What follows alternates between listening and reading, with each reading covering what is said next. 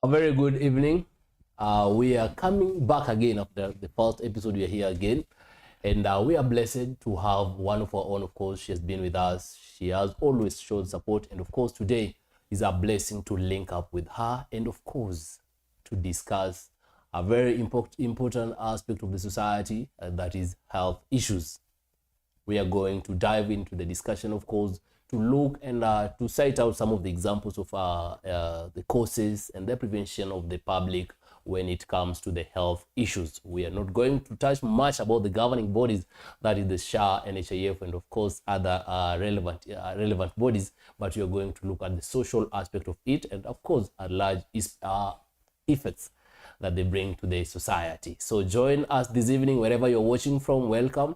I welcome your friends, tell them that you are here, let them subscribe to our channel if they're new here, and of course if you are a day-to-day supporter, of course consider sharing our link. I will not say her name, she'll introduce herself and tell us who she is, and of course in the health and matters health, who is she. Welcome. Thank you for having me, Vin. My name is Kerubo Doris. I'm a public health officer in the making. Yeah, I'm very glad to be here. I've always been among the viewers, but today I'm humbled to be here. Thank you so much for having me. Yeah. We're also very much humbled to have you, of course, since day one. You've been there, and I think through the interaction, that is how we've met. And when you say like you're a public health officer in making, what does that mean? Oh, I'm still a student. I'm still a student in the Pursuing the same. Yeah, I'm pursuing the course public health. Yeah, in the University Jomo Kenyatta. Yeah. Why public and not private? Public universities offer the best. I believe so. And now to the aspect of public health. Uh-huh. Why not private health? Because we want to see the public. Why private, not public? You consider public because for something to be public, it has to come from a private part. Okay, a private aspect, sorry. You see, this is about everybody. We as public health officers, we want to reach everybody out there. It's not about who can afford this, who can be able to get to this, but it's about everybody, whether they have the access, whether they have the ability to get it. We want to make it affordable and available for everybody in the community. Yeah. They want to make it affordable and accessible to the community, not just to the certain group of people or maybe a certain segment of our community. So we're going to dive into the whole discussion, but tell us in the comment section, what do you think? Like, okay, I will not ask it. Let me wait until that part. Until that part, we reach at that part. So we'll dive into the discussion this evening. And what is health? We have now talked about public. Okay. We have now gone to the aspect of health. What is health? Health is the general well-being of a person. Yeah, the aspect. Okay, health it can be how can I put it? Health. Yes. It can be described as personal, the health of a person. Yes. The well-being of a person, their spirituality, their mentality. You see, mental health, spiritual health. Yeah, all that is categorized as health. Yeah. So we have now touched on public. You said like make it accessible. Yeah. Health, the well-being of an individual, society, or a state at large, as you said. And then now an officer in the field of public health. Who is this person? A public health officer is simply, how can I put it? We are the enforcers of health. We want to see, we check on the health of the community, the diseases, prevention, and everything matters health. Yeah, that's what. Okay, I know the community, they degrade public health officers, but Yeah, they don't know our importance. They don't know, but they should, okay, they should actually know. Because that's what you're here to tell them. yeah, growing up, knowing a public health officer, okay, before I even joined, I used to be told, au ni wale wanatembeanga huko kwa soko, alafu ni wakwenda kuona kichinjio. Ani kuangalia place yenye nyama inachinjwa. Yeah, and tumeisha kama iko sawa for actually consumption. That's what I knew the before traditional understanding. That's what I knew. I was like, okay, this is what I have chosen. Okay, let's do it. But then you sitting down and looking at it from another perspective, a public health officer is more than that. We are more than that. We do more than what the public knows. And I think the public needs to be educated on, you know, matters health. And that's the role of a PHO. Yeah. Just simply an enforcer. Yeah. Vile tu kuna police. We are enforcers. Actually, we are like police. Yeah. Just the way police enforce law. Yeah. So you enforce. We are supposed to enforce health. Yeah. But Good now, health. That's that. Covering it or maybe looking at it from a traditional understanding, you say like hawa ni watoto wa kupima nyama na kutembea huko kwa soko na kutembea, and then kama kuna Newcastle disease ile ya kuku ile, they also come in picture, like that they want to try and like divide ama kupatiana madawa kwa vijiji. But now maybe the technology and the world, the generation is now growing. People are now embracing it as a very instrumental aspect of the society. What do you say? What can you say? Like maybe the growth of generation is trying to make this public health officer a very important field compared to the previous days, because like walikuwa tu wanachukulia vile umesema kupima nyama, but right now there are issues. What is the important? What are some of the main cause assigned to you? As a public health officer, you are supposed to, okay, public health is large. You know, without public health, when we talk about public health, we are talking about education, construction, the economy. The economy is part of, the economy. The health of economy. Yeah, that's part of public health. And looking at the way things are going, the people are getting technology. Technology is making us see, okay, this can be more than this. Because, you know, the way you come to university and you're told, the lecturers are like, simtaenda tu kutembea huko kwa kijiji. But I think we are embracing that, and we are like, no, you know, you are wrong. You are wrong. That's not what we're going to do. Public health is more beyond that. And I think the fact that people are getting to know a public health officer is more than that. It's actually good, and it's good that those people out there should know a public health officer is more than just kutembea kwa soko na huko kwa nyama. Yeah.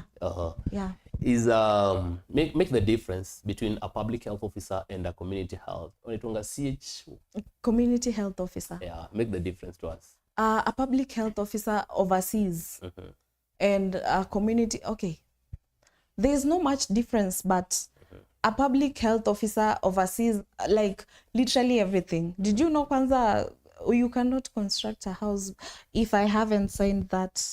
It's also in the field of public health. Yeah. All right, I didn't know. So you see, your community health, it's like, it's limited, but for a public health officer, it goes beyond. It goes beyond. Yeah. So that is the different, like you oversee whatever the community health they do. That is good. And now we move on to the next one. Like this public health officer, when it comes, I'll touch a bit on the government aspect, because we've seen the current government, I think you are informed about it. They try to use CHVs, community health. They're called community health officers. Yeah. You know, to try and enforce some of the, like, kama kuna malaria, you know, they walk around and they try to do the immunization. Kama kuna watoto wamezaliwa polio, administering. Yeah. So is it like also trying to work in the same line? Yeah, we can do that. We can do that actually. Yeah, but you see now, On when the it level of education now, just be open, don't hide anything. On the level of education. msinikuje. Yeah.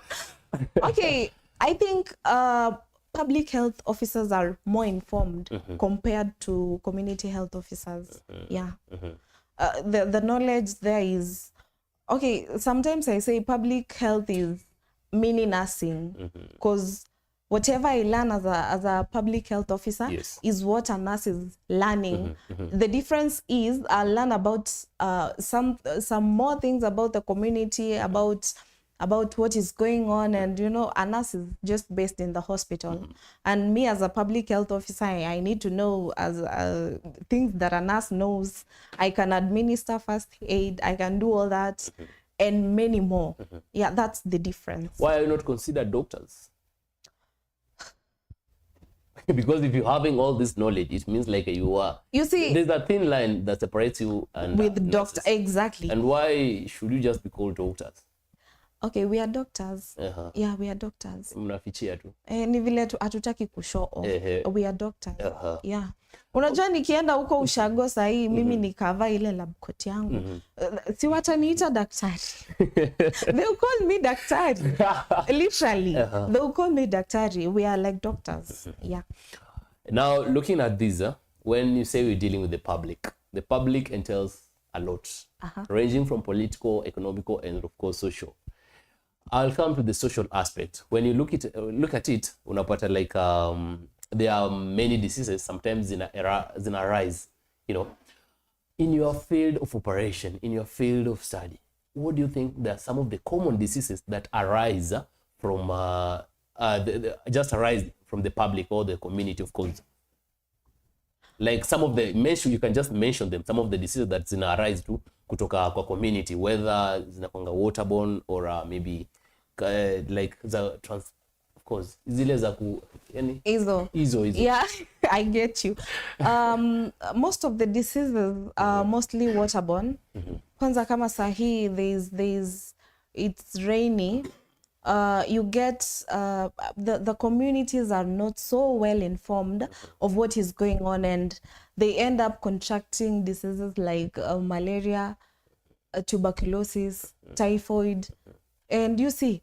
But if we educate the communities on these, you see, the some of these things are just ni kama vitu tunajitakia. Because these are things that have been happening over and over since time immemorial, and kitu kama malaria, it's something that comes and goes. Unajua, if this happens, this is going to happen. But then the people in the communities tend to just assume. Yeah. So ni community ignorance, how do I say it? Hiyo ni public ignorance.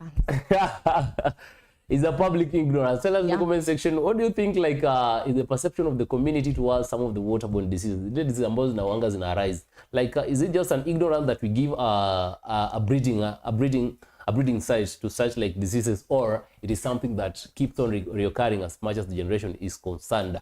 And now we move on next to like okay, I wanted to ask a question before we go. Is it a virtue or just an ignorance? Of course, people watu wanasemanga ukiwa Nairobi hakuna malaria, and maybe ukiwa umetravel, like those people who come from Nyanza, Western of course, or other parts of the country, they say like ukiwa Nairobi hakuna malaria. What is happening in Nairobi, for example, as a public health officer now, that is not happening on the other parts of the country? Ukiwa Nairobi, yes, it depends. Kuna malaria, it's everywhere. This is something that is just happening, and it's spread by mosquitoes. So unataka kuniambia Nairobi hakuna mosquitoes? They say they are like they're not harmless. They're harmless. That's how can I call it? Hiyo sasa ni ile myth. That's a myth. They tend to think that uko sasa mosquitoes ziko huko haziwezi wapea malaria. You see, uko nyumbani, when you go back home, you find kuna vitu tu kidogo kidogo we ignore back at home. Yes. You find a bush or water that is just lying there, instead of finding a way. Yeah, the water is stagnant. That's a breeding site for malaria. Yeah, for mosquitoes. So there's no way you're going to tell me sasa mimi naishi kwa apartment. Hapo uko sasa nitapatwa aje na mosquito surely. Okay, zinaweza kuwa, but most of these places in rural areas, they tend to be clean. That's an aspect that contributes to such cleanliness of an environment, in as much as you find that kuna places and okay, well, sitaki kuingililia mambo ya Nairobi County. Yes.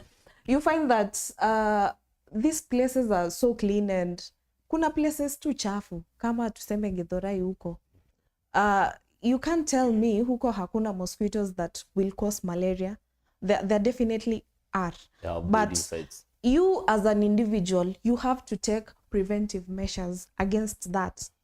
Maybe it's something you as an individual can't control in this place because the population is large, the people are many, and you know, it can't take a person to do that alone.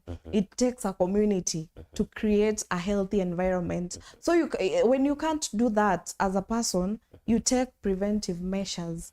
And when you do that, you're going to be healthy. But utaenda huko ushago, mosquitoes itakuuma, alafu atasema unajua huko Nairobi hakuna mosquito.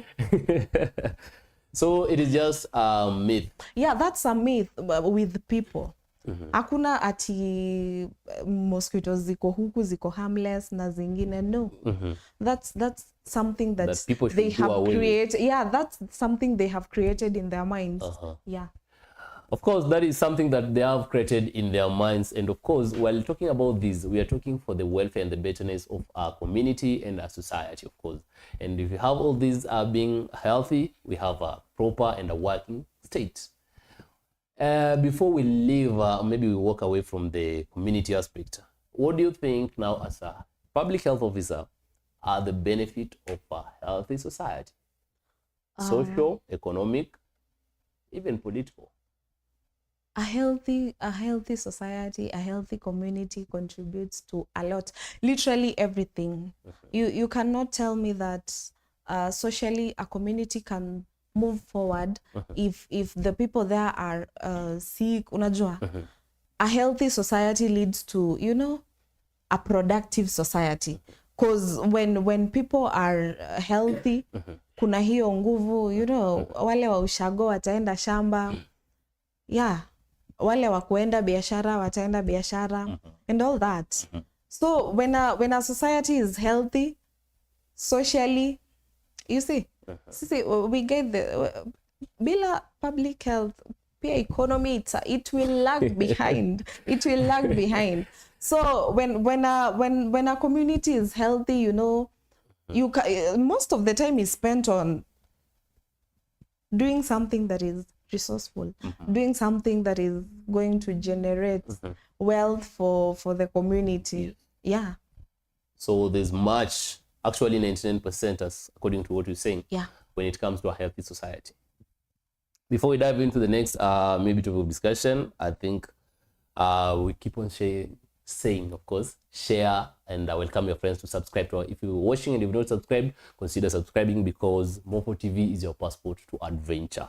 I'll go through some few comments here and there. I think Nyagaka Jr. says Kerubo. I think you know him or her, of course. Edward Mogaka says eloquent. Thank you very much, Edward. And Chitoma Fidzon, anasema like informative. Thank you very much, Chitoma.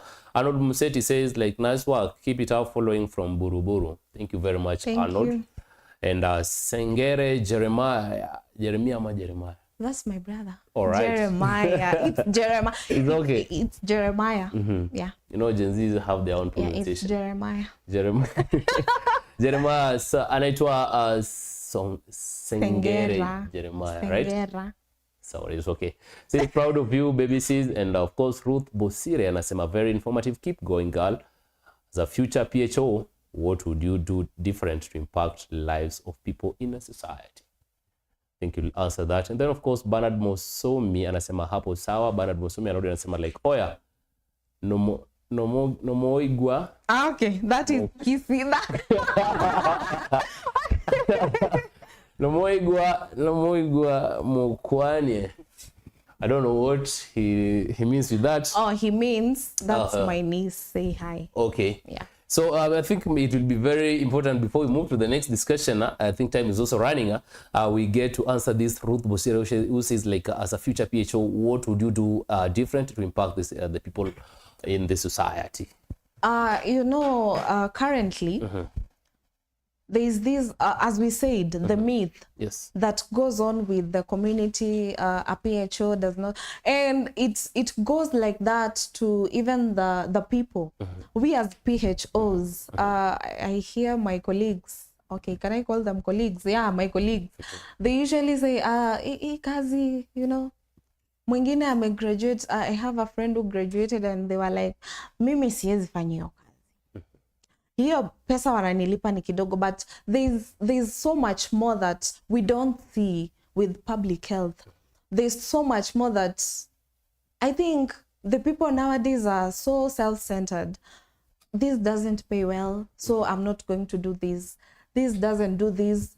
And as an upcoming PHO, I'd really love it if we change our mindset to that. From all the way from us to the community, to the people and everyone, to tell them it's not all about just what we think. It's so much more. Public health is something beautiful to the community, something beautiful to the people. And if we embrace this, we are definitely going to have a healthy community, a very stable economy, because a healthy community is a wealthy community, right? Yeah. So if we change the mindset, it all starts from the mindset. And if we are going to change that, we are definitely going places. Yeah. We are definitely going places. If you're watching and you've not subscribed, welcome your friends. Subscribe and then share to your friends. Tell them that we are spreading knowledge courtesy of one and only. That is Doris Kerubo. Does public health entail the nutrition aspect? Yeah.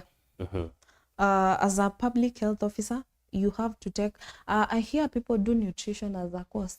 I do that as a unit. In one semester? I have done it twice. In 2 semesters. So when somebody else is doing it as a whole package, like package, yeah, they want to understand more about it. As a public health officer, you also have to understand, because there is no health without a nutritional value. Yeah. So as a public health officer, we do that. Nutrition is part of our work, of our duty. Yeah. So I'm just trying to say, like, those people who do communication and they also do a communication as a unit is also I'm not troublesome. Because there are people who portray communication as a whole. Yeah. Okay, they just decided to venture into it, and this is something I will go through. I must have the knowledge of it. In case I want to refer a person to a nutritionist, maybe on the health issues. You see, when it comes to what can I use as an example? Maybe a diabetes patient, and you're handling that, you'd refer them to a nutritionist. Yeah. So you must first understand the basis of this. Before you do anything else, you must understand the basis of nutrition before referring this person. Because before you reach to the extent of referring them to a nutritionist, you should have tried. And if it doesn't work out, that's when we sought for the assistance of now they're experts. Yeah, they're experts there. Yeah, we can't compete there. They are experts and they're measured in it.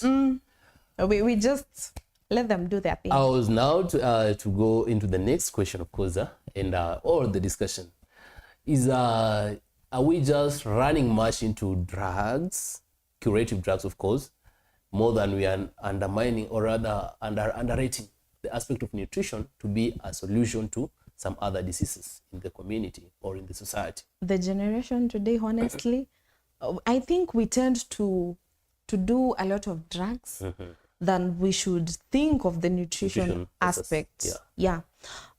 Because I a small headache, mtu ashakimbia huko. Kunywa maji.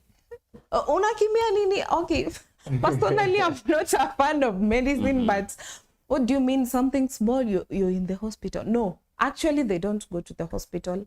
They tend to do it, they self-medicate, which is highly discouraged. That's very dangerous. You can self-medicate and end up in the hospital. You can self-medicate and even die. It's possible. There have been cases. Yeah. So I think the generation today tends to, you see the way they don't want anything to do with the past. Ati sasa mimi skuli misheveve. Was misheveve just the available example? Or, Yes, sorry. As in, we tend to, and we are so into junk and those, you know, as in mtu anaona badala ya kwenda kutafuta kienyeji, wacha tu niende nichukue chipo. That's very fast. And they don't see it's not healthy. These things and most of these foods that we eat, they are GMOs.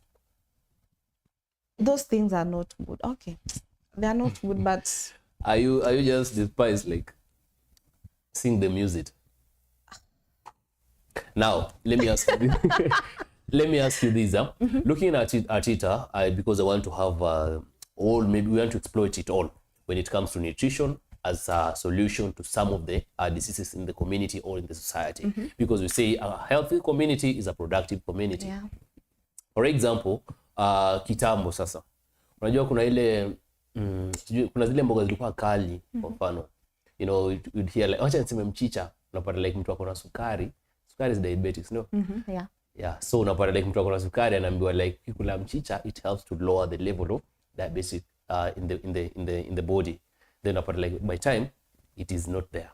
So saying like we run much into the white solutions more than the traditional aspects. Tunapata like kulikuwa na some of the food ungekula zingekusaidia kupona. Tell me in the comment section, what do you think like there are some of the foods of course or whether greens zenye zilikuwa sijasema jaba. zilikuwa zinasaidia kufanya nini kuponya magonjwa mengine, because unapata like kulikuwa na some of this video tu umesema like if you having a headache don't run to that Panadol thing. Drink a lot of water and rest. Of course, so that is it. So like I don't know how you can do you have more example of some of the diseases that can be cured by just having a right diet before you go to the next Okay, I don't have examples of diseases that can be cured by a right diet, but I think that's preventive. If we do with the right diet, it will prevent a lot of these diseases. You see, like we tend to eat a lot of junk and they accumulate in the body. We are westernized, for heaven's sake. What happened to our culture? When our grandparents used to, you know, go all in with the veggies and all that.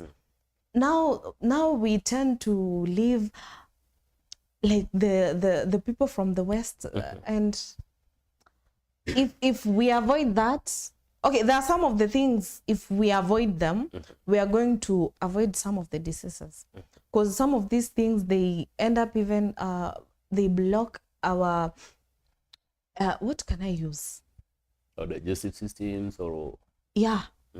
And it's not okay, it's not okay, this is something we can prevent. And the fact that we tend to overlook it and assume, we're just like hizo ni vitu za kitambo hapana. Sisi kwanza hawa watoto wamezaliwa town. The Gen Z. You know the good thing with wale watoto wa kitambo, mimi ni mtoto wa kitambo by the way. Mimi ni mtoto wa kitambo. As in this generation, unajua kuna watu they never fall sick. You look at them and the money to survive. Wewe gonje kangi aje sasa. It's long before they complain they're sick. They can go even 3 years. Au ni wale watu walikuwa siono miti shamba. Walikuwa wanapewa kama chai kitambo. And now look at us. We've thrown all that away. We tend to use medicine more. Mtoto akizaliwa akiwa mdogo, homa tu kidogo ashakimbizwa hosi. Kwanza hata hawakimbizwangu hosi. Wazazi parents watching me. Wazazi wanakuanga na madawa. Wao ndo madaktari. They have a lot of medicine in the cabinet. Madawa iko hapo to stand by in case of anything, stand by. Sisi huko kitambo haki tulikuwa tunapewa mitishamba, tulikuwa tunakunywa kama chai, kama juice. Ndo maana tugonjekanga.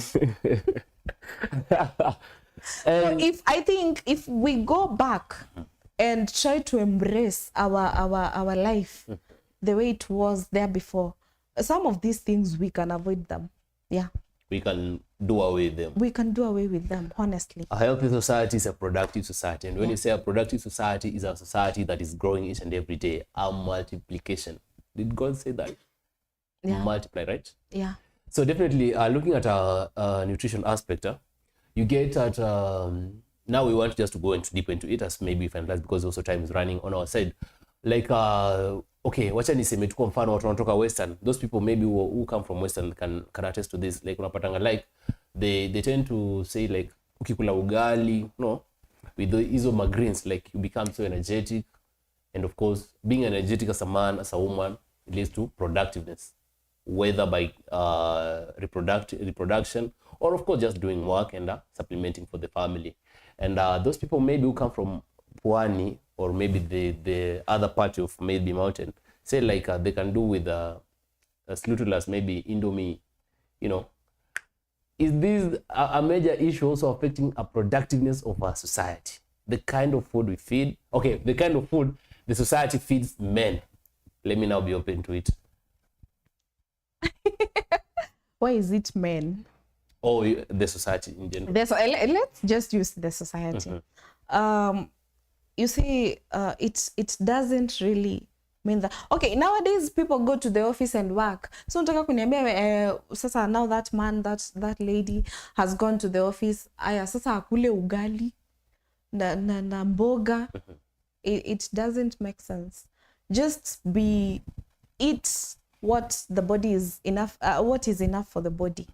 Don't eat for the sake. Unajua kuna ile watu ukula, how can I put it? Watu ukula sijui ni wanakuanga sijui ni tamaa ama ni nini. And it's okay, that excessiveness itself is not good. You as a person, you're supposed to know that you're supposed to take in just enough, not to be full, just enough. You see, you take a balanced diet, you take enough of what the body needs.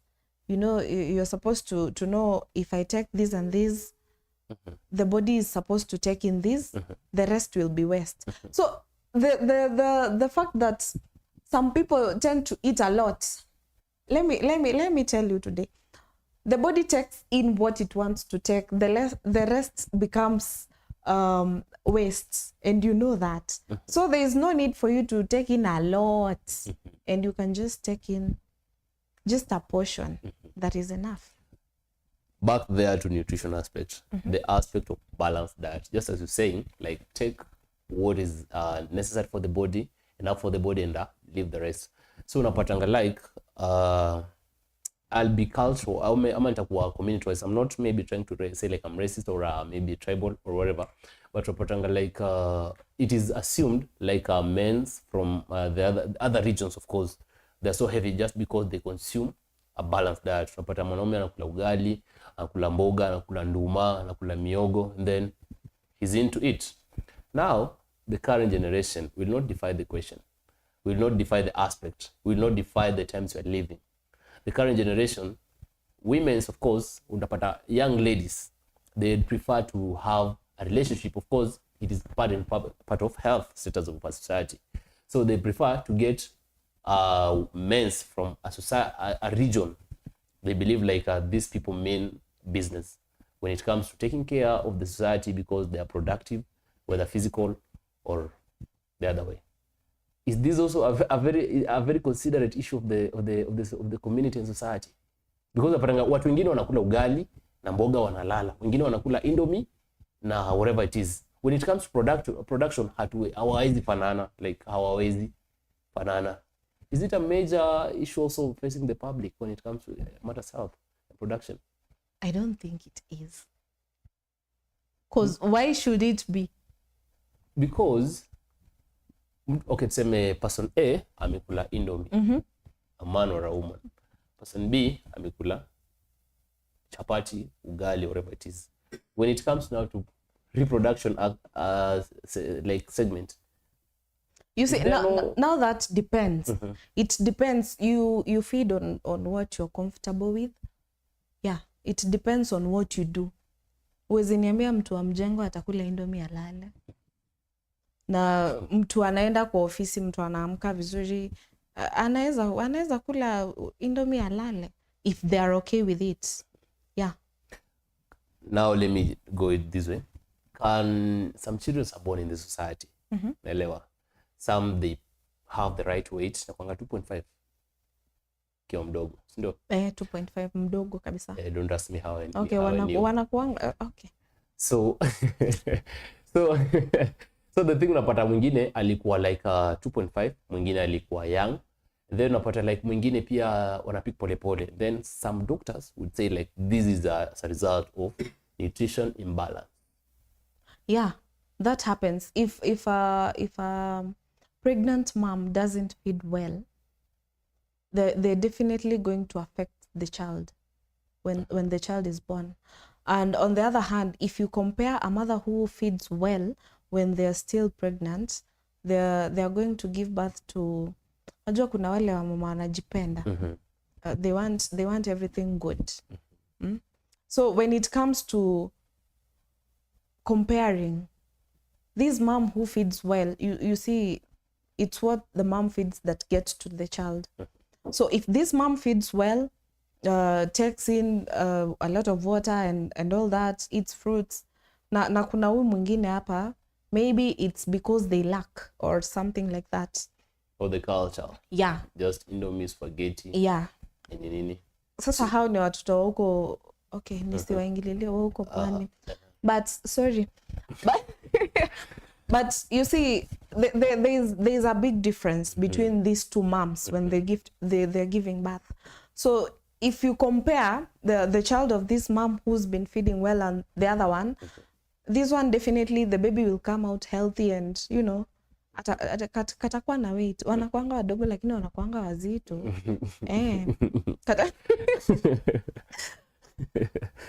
Wanakuanga wadogo lakini wanakuanga wazito. Hiyo uzito ni only a mother can tell. Yeah, my mom used to tell me when I was a toddler. Is it a toddler or a baby? I was so heavy. So like tukikuwa a bit diverse kidogo, is there a difference of maybe unajua kama mtu ameishi Nairobi, amelelewa Nairobi, unapata there's no enough supplement of these, maybe hata zikikaa mtapata like ni Cerelac. I don't remember personally taking Cerelac. Chukua uji ya wimbi, nywesha mtoto, kama amekataa kupitia kwa mdomo, funika mapua. Exactly. You understand? So hapo unachaguanga ukunywe ama ukufe. The choice is yours. Our generation alpha, they can't relate. You know, something funny is they place your head in hapa katikati ya magoti, and then you sit down and you know you raise up and then so it is just an ataanza na mdomo kama ukikataa inakwanga imewekwa hivi kwa mkono. Akikataa, just like a cow, when you want it to open its mouth, you press the So the thing I was asking this one, is there a difference between unapatanga zile societies zenye ziko urban based, acha niseme Nairobi urban based, they don't have much when it comes to supplement of this nutrient to a lactating mother, for example, and maybe where it's needed most, and then unapatanga zile za ushago. Mimi nimekwambia like mimi sikumbuki Cerelac sijui ni nini. I see it maybe in the modern days.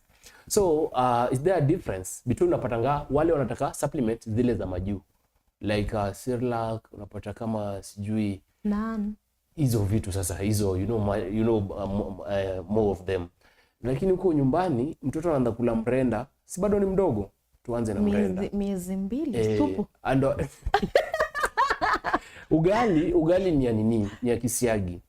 You don't mind even if it is going to tamper with the digestive system. Exactly. Unampatia tu kwa supu kidogo akule.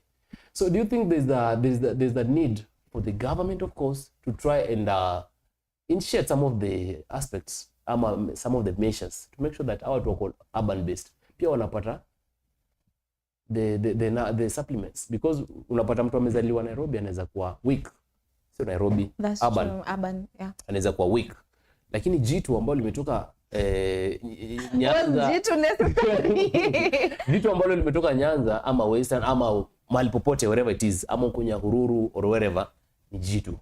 So hii graph inashuka wapi? You see, that's a choice. Hizo vitu zinaweza si eti hazikuangi available, they are available. They are sold in the market. But it's the parenting styles. What these parents have adapted. It's like, unajua hawa wazazi, okay, the coming generation, yes, ni wazazi wanataka tu maisha soft. They don't want anything to do with the past. So there is no way you're going to tell me that even if the government is going to do something and make these supplements available. Sasa hizi supplements si zinapatikana tu kwa mboga.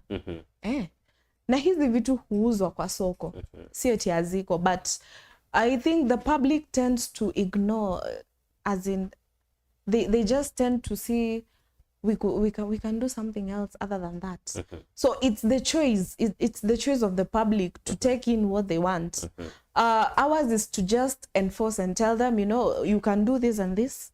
If you want your kids to be healthy, you can feed them on this and this. But parents nowadays, they want to give their kids supplements. These supplements in terms of tablets. Yeah, I saw the other day online a celebrity couple. I don't want wahala. Yeah, the kid is, I think, 2 years, and they were asking the mom for supplements. I'm like, they are tablet current. Uko tulikuwa tunakula mchanga. Hizo ndo supplements. What do you mean unataka supplements? So you see, it's the way the world is going. Yeah. There are changes, and we tend to live like the whites. So wataona hiyo haina haja, see, after all, I'll give my kids supplements. Yeah, that's ignorance actually. Is it the fear, like unapata kama vile ulikuwa unakula mchanga, that is why we are this handsome and beautiful? But is it on the other side because unapatanga like mtoto wangu akule mchanga nini, unaweza pata the skin color, of course, from the word go. And then these parents, they've made it, they don't have time for that actually. Why can't you have a kitchen garden in these big estates of theirs? They never consider that. Okay, I see some do that, and which is very good, and I think people should embrace that. In as much as we are moving, we are evolving, the economy is changing, the world is changing, everything is being I think people should also try and embrace our past and not just throw it away. Hizo si vitu tu tunaamka tu siku moja tunasema sasa mababu na mabibi tangu muende sisi tushaanza, sisi tunataka kukaa kama wazungu. No, I think if the public understands the importance of these things, they are going to embrace them and everything will be okay. Yeah. Everything will be okay. Tell us in the comment section, what do you think about this discussion? Is the rate of ignorance in urban towns too high to a level that we are getting the results of a weaker society compared to the generation that is on the other side that keeps on coming up with strong women and men in the society? So I think based on some of the nutrition aspects that can cure some of the disease, you get it. And speaking, of course, you are just doctors, as you said earlier on, yeah, but just difference. There is a difference, but well, we are doctors. A different name. I think I'll go through some comments here. Anasema Kenyan Post, anasema Cosmate, and of course Margaret Mugaka anasema happy of you, my girl. Thanks, mom. Oh, she's mom. Yeah. All right. Big up to her, wherever she's watching from. And we'll dive into the last bit of this because I believe also time is running. Nilikuwa tumesema like kuna some of the food zinaweza zika supplement some of the diseases na tukamaliza hiyo solution kabisa. You might not be an expert based on the doctorate side, but an expert based on the enforcing. I was reading through, I think some times back, and just through the social media, you find like a young man says like, I'm unable to get a child. You get it? And the problem is not genetical. The problem comes from whatever the environment surrounding. Could it be genetical? It is the other way. Sasa hiyo pande ya madokta. But now, based on nutrition aspect, unapatanga like tuna consume some of the foods and then we tend to think like they do zinatusaidia kupata whatever is required, the fluid for us to do the reproduce and feel the world as God said. So do you think like the rate of that ignorance pia ina grow sana because unapata like tunaweza sema like sipati mtoto mwanaume ama msichana sipati mtoto, but the nutrition aspect is what? You see, some of these things that we take in, they tend to interfere with our genes. And once that is interfered with, I think, I don't even know if it's possible to rectify it, but it's very hard. So before you go out there and you know you're complaining, no, unajua hiyo ndo saa tunakumbuka kulilia Mungu. Yeah. Some of these things that we take, some of these foods that are genetically modified, GMOs, they tend to interfere with our genes. Sini kama sometimes back ulisikia kulikuwa na sukari iko na mercury. Yes. Mara sijui mahindi zimefanya nini. Aflatoxin. Yes. So these things go into our bodies and they alter with our genes. They alter with our genes.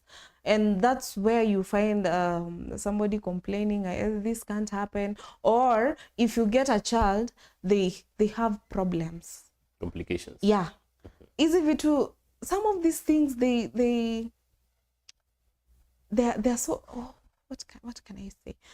They go, we can't really feel the pain until, you know, until sometimes you're thinking, you're like, they said it, I didn't listen. Now look at me. Yeah. Some of this, they really, if we could do away, you know, I think ni vile pia inafikanga hatuna option due to food insecurity. You see? Yes. Public health deals also with food security, and when it comes to when we mismanage the resources available. Yes. We tend to have shortage of food. Unajua ni kama people are migrating to the urban areas and uko nyumbani mashamba zinabaki kama nobody. So if we really worked towards food security, ensuring that we have enough food in our stores, we have enough food in the Kenya cereal board. Inaitwanga hiyo. Kenya cereal. Iyo. I think we can avoid these things. Juu ni kama mtu unajua mtu anakupeanga kitu ile anakupea na roho mbili. We get these things with the intention. Not everybody has a pure intention, and when you find that sasa kama sukari imewekwa mercury, mara sijui aflatoxin kwa mahindi, as in not everybody is there for your good. So if we tried as a community, as the public, if we tried so hard to ensure that there is food security in our country, some of these things can be actually avoided. Yeah.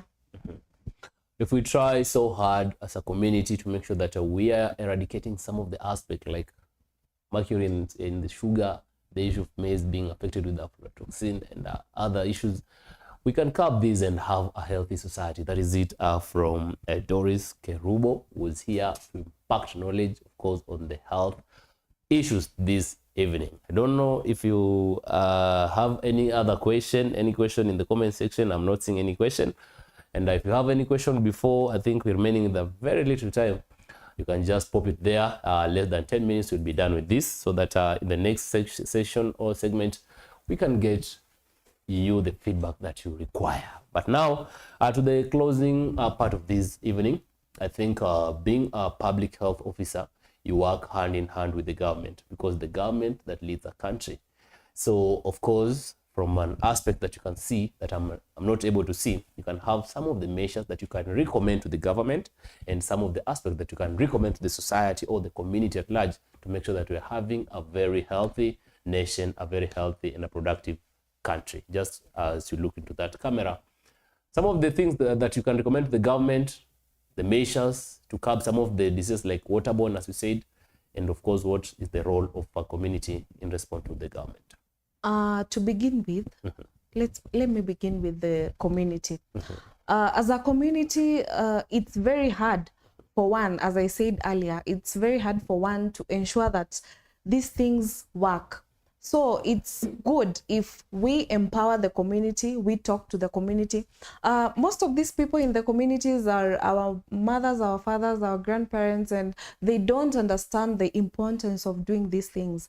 So if we tried so hard to make them understand, if this was to happen this way, we could actually prevent this. If this was to happen this way, we could prevent so many diseases.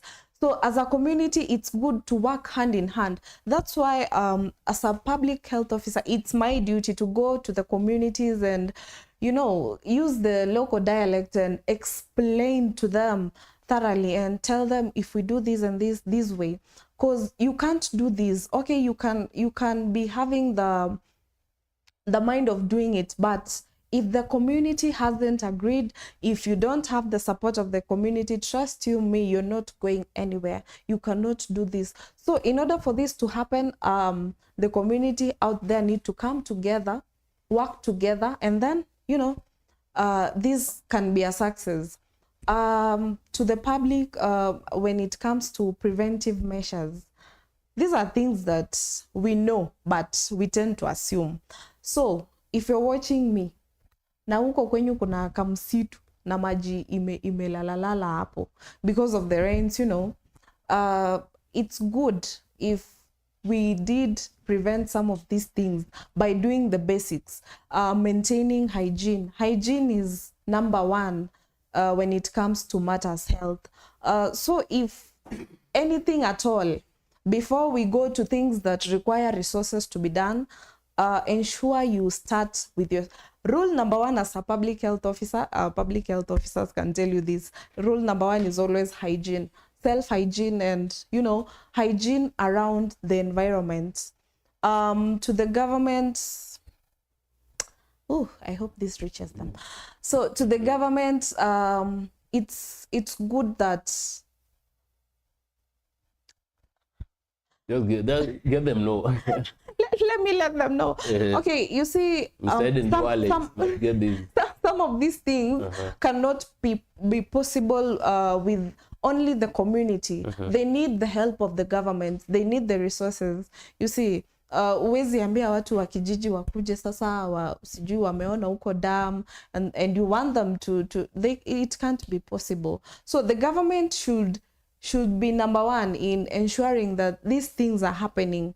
The government should provide resources. It should provide manpower and everything that the community needs in order to prevent, because prevention is better than cure always. So it's up to the government to ensure that the communities are educated, because we learn, we are PHOs, we are in the ministry, and you can't tell me I'll just go and start. Sasa mimi nimeanza. It doesn't happen that way. And in order for it to happen, we learn and we are deployed out there to educate the communities, the public. And so in order for this to happen, the government should give out jobs. I know some counties don't have public health officers. They should get in touch with me so that I can give them people. I know people who are jobless and they are public health officers and they need work. Yeah. So the government should reach out to me. Yes. The government should reach out To me. I think as your parting shot, just a quick word to your mom, of course, has been watching, as you said, and of course your brother, just as a parting shot as we end this because we are behind time. Oh, to mom and dad, I know they're watching me together. My dad is not going to sleep today. Thank you guys so much for the support. To my brother and my sister-in-law, thank you so much. I love you guys so much, and I think I am who I am because of my family. I'm a proud family girl. Yeah. Thank you very much. She's a proud family girl, and to her support system, we are proud because she is impacting knowledge to the society, and that is the need and the wish of every parent. Until that minute, we cut it short. Until the next episode that will be airing next week, same time, same place, here at Mofo TV. The basic thing is to subscribe, because that is when you'll get to know when we are live and when we are impacting knowledge in the society. Courtesy of one and only Doris Kerubo has been our guest for the very first time here at Mofo TV. She will be coming again and will be looking at the larger picture of all the aids that come from international support to these, the Republic of Kenya, to the society, and to the family, of course. We'll dive into all those discussion for the betterment of the society. It's been a pleasure, of course, to take you through this, because I've also learned from her. Until the next episode, keep on subscribing, share the link, welcome your friends, tell them. Here at Mofo TV, we are your passport to adventure. I'm Vincent Okinda. Behind the camera is none other than our one and only political analyst, that is Musa Akungu. And of course, the director and producer is none other than Silas Dalmas, aka Aboge. Jesse Julius, being part of the team, is just having a belated birthday today. Until next episode, keep it locked at Mofo TV. Good night.